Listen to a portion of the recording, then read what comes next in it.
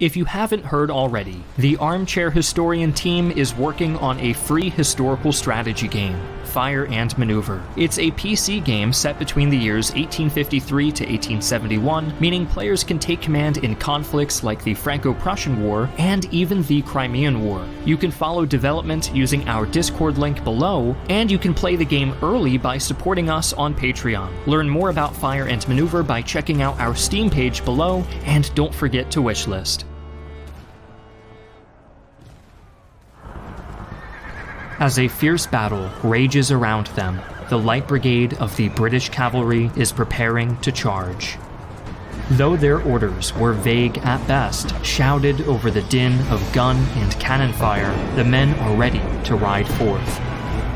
But unfortunately, for these brave soldiers, their charge will not be wholly remembered as a noble and triumphant action.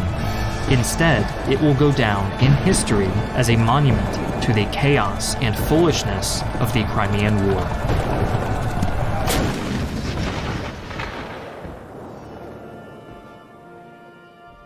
Hi, I'm Griffin Johnson, the Armchair Historian. In today's video, we will be re-examining a topic which we covered in one of the first ever videos on this channel, the Crimean War. One of the largest and bloodiest European conflicts in the 19th century, the war is remembered primarily for the disastrous incompetence of the commanders on both sides, and the ultimate futility of the conflict. But while the immediate consequences were insignificant, the long-term effects of this conflict altered the course of European history and set in motion events that would one day lead to the First World War. Ever since its foundation in the early 1700s, Imperial Russia had sought control over the warm water ports on the Black Sea, an area traditionally under the influence of the Ottoman Empire. Although once considered the menace of all Christian Europe, by the 19th century, the Ottomans were in a rapid decline. A decline which Russia was eager to exploit.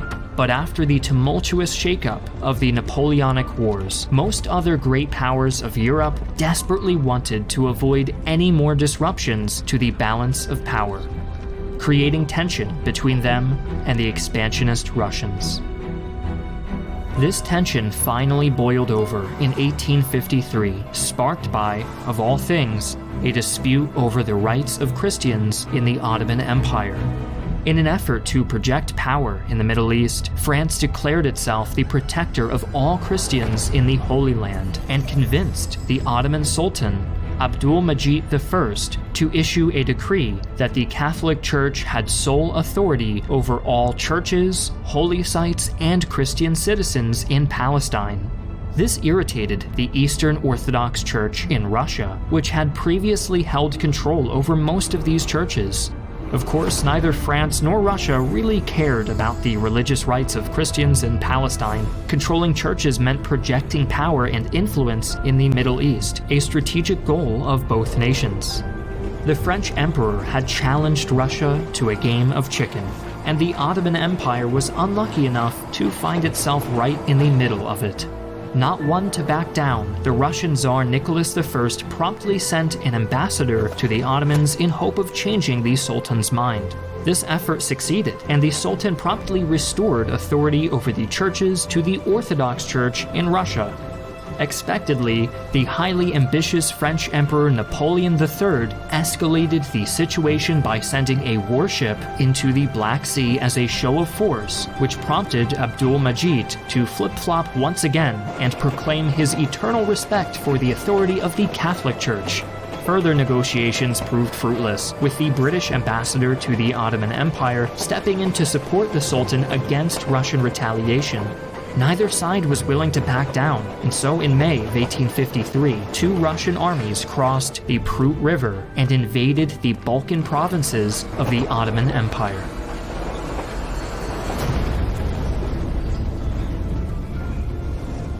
Left with no other choice, the Ottomans declared war in response and sent forces to check the Russian advance at the Danube River. Arriving in September, the Ottoman Empire quickly moved to establish strongholds along the Danube under the leadership of the skilled general Omar Pasha. The first battle of the war took place in early November when the Ottomans crossed the river and recaptured the occupied town of Oltenitsa in modern-day Romania. The Russians launched a counterattack to reclaim the town, resulting in a bloody and indecisive battle, which ended with both sides withdrawing to their previous positions. Fighting in the Balkans would continue in much the same way for the rest of 1853, with neither side managing to gain a decisive advantage. Tsar Nicholas was hoping for an announcement of support from Austria, his long-term ally, in order to break this stalemate. But the Austrians were reluctant to get involved. Instead, they hoped to settle things with the mighty pen and hosted a conference in Vienna with representatives from France, Britain, and Prussia, with the goal of drafting a treaty to end the war. While these talks were ongoing, Russian warships chanced upon an Ottoman fleet near the port of Sinop. Hoping to disrupt their enemy's supply lines, the Russian ships opened fire, initiating battle. This engagement saw the first ever use of explosive shells in naval combat, which completely devastated the wooden hulls of the Ottoman ships, inflicting over 3,000 casualties and destroying their entire fleet. The events at Sinop alarmed the other great powers, and the representatives at Vienna quickly finalized a proposed peace treaty, which they presented to Sultan Abdul Majid and Tsar Nicholas in December. Nicholas was willing to accept the terms offered, but the Sultan objected, and diplomatic talks soon completely broke down. Fighting continued, and in February of 1854, Britain and France presented an ultimatum to Russia: withdraw from the Balkans or they would join the war. But now, Russia refused to back down, and the British and French declared their own war in March of 1854. Having made no further gains, and fearing the intervention of a dubiously neutral Austria, Nicholas ordered his forces to withdraw from the Balkan provinces in July. Russia at this time was one of Austria's most important allies, and so by not supporting the Russians, they found themselves isolated diplomatically all throughout the 19th century. With hostilities temporarily ceased, the war could have ended there. But Britain and France, spurred on by pro-war public opinion and eager to put an end to further Russian expansion, chose to continue the fighting, launching a full invasion of the Crimean Peninsula. Seizing this peninsula would cripple Russia's naval power in the Black Sea, greatly reducing their influence in the Middle East and Balkans. The Allied forces landed at a beach north of the city of Sevastopol in September, and their troubles began almost immediately. The landing of the invasion force was badly mismanaged. For starters, there was no equipment for the unloading of cargo, forcing the soldiers to steal carts and wagons from nearby Tartar farms. During this piecemeal unloading process, the soldiers were forced to sleep outside in the rain and heat due to the lack of tents and camping supplies. To make matters even worse, there was not enough food or water to go around, nor enough medicine to treat the many men who came down with cholera and other diseases. After 4 days, the invasion force finally overcame this comedy of errors and set out for Sevastopol. On the first day of their march, the Allied forces got their first glimpse of the Russian army assembled on a hill on the other side of the Alma River. The next morning, they crossed the river and attacked the Russians, beginning the Battle of Alma. The defenders were outnumbered, with 37,500 men standing against the 56,500-strong invasion force. But the Russians held a strong defensive position on a steep hill. They held out against 3 hours of repeated assaults by the Ottomans, British, and French before withdrawing. However, the Allied forces were unable to pursue them due to their lack of cavalry. Following the battle, the invading army marched southeast to the coast, encircling Sevastopol and establishing temporary ports at the towns of Balaclava and Kamish to bring in supplies. In October, they began to besiege the city with cannon brought in by sea, although further widespread outbreaks of cholera weakened the British army, emboldening the defenders to launch several probing attacks. On October 25th, the Russians attempted a large-scale assault on the British position at Balaclava, sending 25,000 men to disrupt the Allies' supply chain between their ports and these siege lines. The first line of defenses at the Vorontsov Heights, manned by the Ottomans, was quickly overwhelmed. And the Russian cavalry then swept down the hill toward the second defensive line in the valley to the south. There, a combined force of Ottoman and British infantry managed to hold the line against the enemy cavalry charge, in a defense that would come to be known as the Thin Red Line. On the northern side of the hill, the British cavalry's light brigade was sent to intercept Russian forces attempting to withdraw after seizing Ottoman artillery guns captured on the heights. But this order, relayed verbally through multiple sources in something like a game of telephone, was ultimately misinterpreted by the Light Brigade's commanders, who sent the light cavalry charging down the valley straight into the teeth of a dug-in Russian artillery regiment. The resulting charge of the Light Brigade was a complete failure, and left over a third of the brigade's soldiers killed, wounded, or captured, and over a half of its horses dead. Shortly thereafter, the Russian forces pulled back to their newly captured defensive positions at the Vorontsov Heights, and the battle came to an end. While the siege of Sevastopol would continue, the Russians had won a tactical and morale-boosting victory at Balaclava, in large part thanks to the disorganization of their enemies. This disorganization and incompetence at the command level would continue to plague the Allied forces for the rest of the war, preventing them from gaining significant ground. After the inconclusive Battle of Balaclava, Russian strategists believed that their enemy's supply lines were overextended and vulnerable to attack.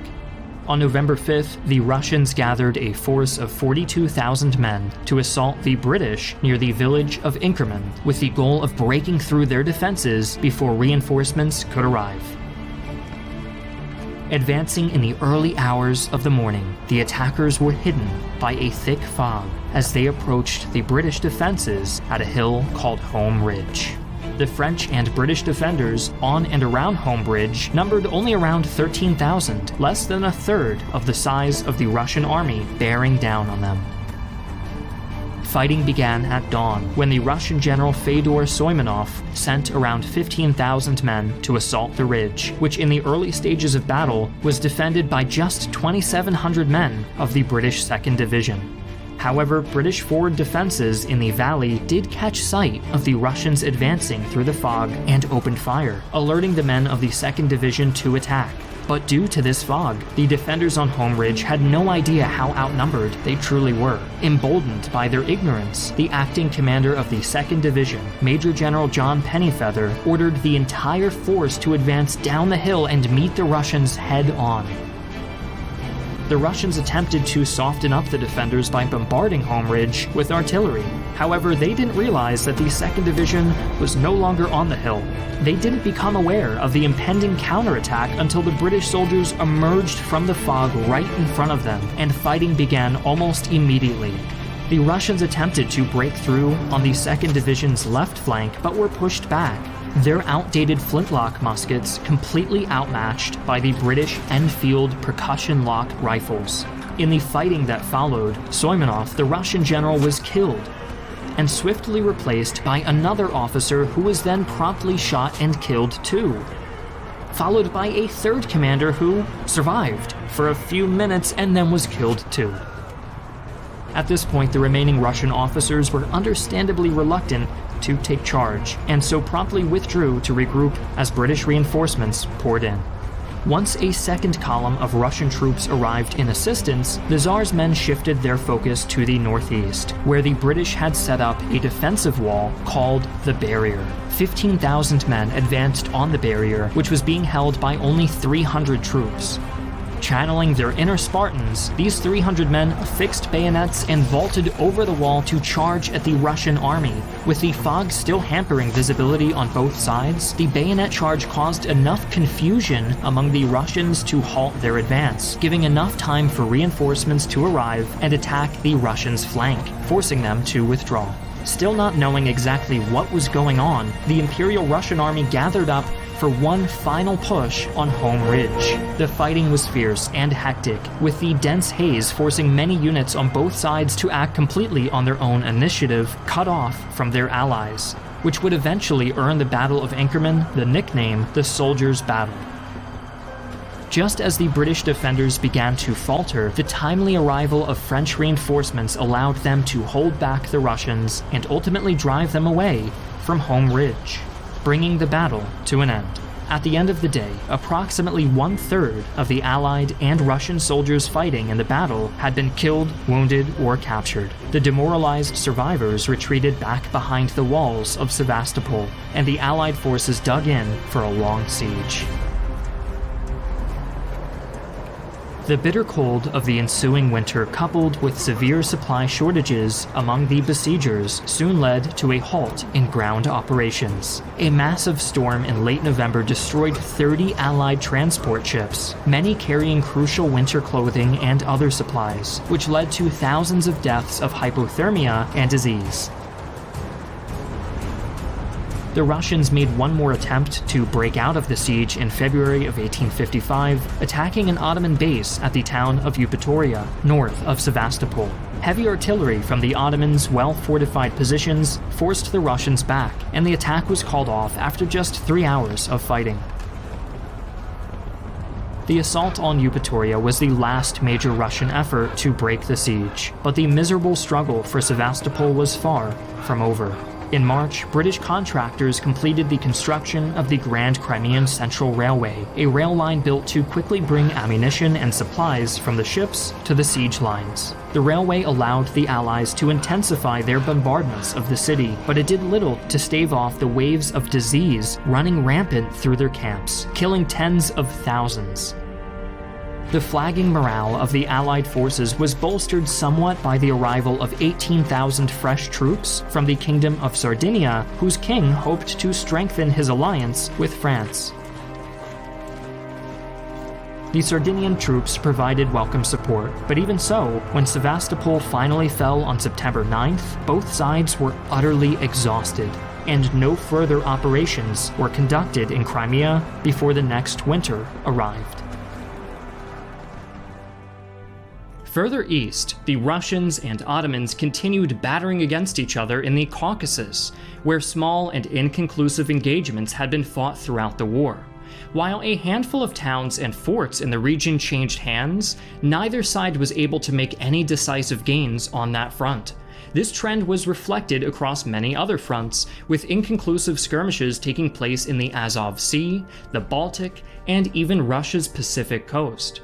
By late 1855, after years of bloody and pointless fighting, both sides were thoroughly sick of the war.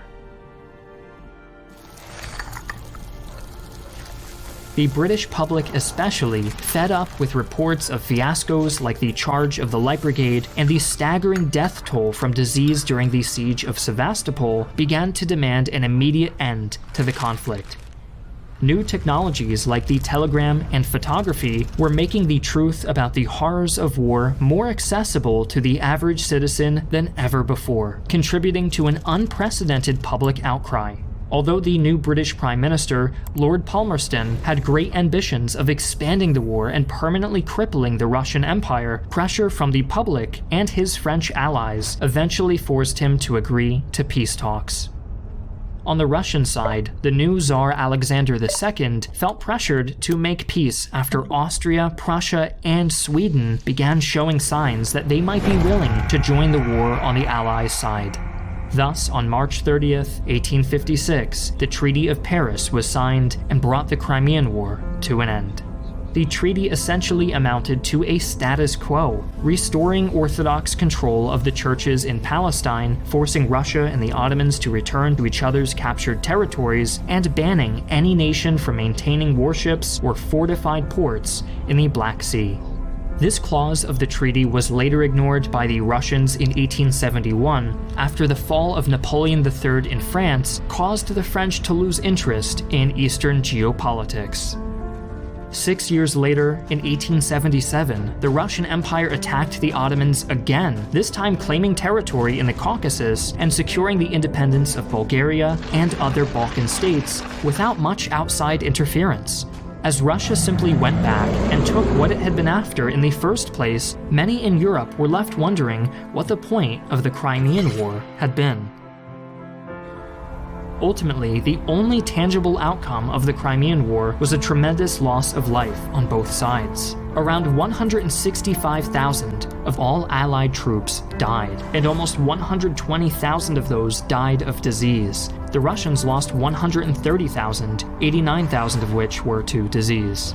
In Britain, the public was outraged by the strategic and logistical failures at all levels of command during the war, and widespread calls began for sweeping reforms of the army and greater professionalism in the medical field in particular. The demands for army reforms were ultimately blocked, but the push for medical reform, spurred on by the famous battlefield nurses Florence Nightingale and Mary Seacole, were much more successful, leading to the development of professional nursing in Britain and improving healthcare for all British society. In Russia, the embarrassment of defeat prompted a major push for modernization across all sectors of society in order to catch up with the rest of Europe. The wave of reforms in the years following the Crimean War included the abolishment of serfdom, expansion of rail and telegraph networks, modernization of medicine, and the reorganization and modernization of the army. The Crimean War exposed some of the most devastating flaws of the established ways of waging war in Europe, prompting major efforts to modernize on both sides. This push towards technological dominance contributed to the rise of nationalism in Russia, an ideology which would profoundly impact the nation's foreign policy for the rest of the 19th century.